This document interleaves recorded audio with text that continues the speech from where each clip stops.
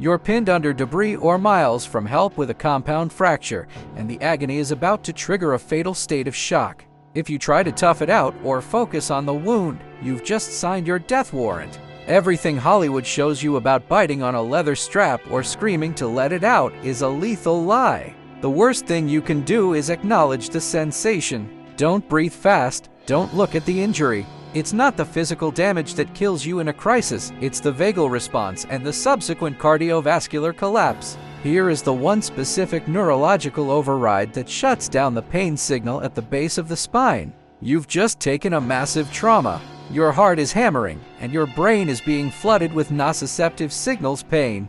You're smart though, you don't scream. You immediately execute the 4-7-8 respiratory lock. You inhale for 4, hold for 7, and exhale for 8.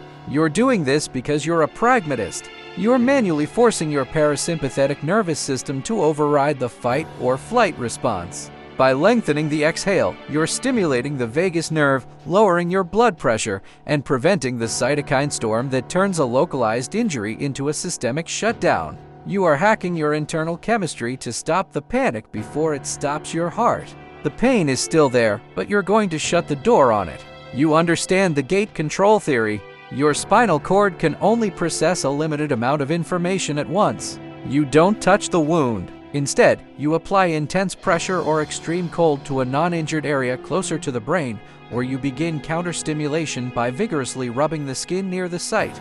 You're flooding the large fiber neurons with non-painful sensory input. You're effectively creating a data jam in your dorsal horn. The pain signal is still trying to get through, but the line is busy. You've just reduced the perceived intensity of the trauma by 60% without a single milligram of morphine. Now, you finish the job with the prefrontal override. You don't try to ignore the pain. That only makes the brain focus on it more. You use tactical distraction.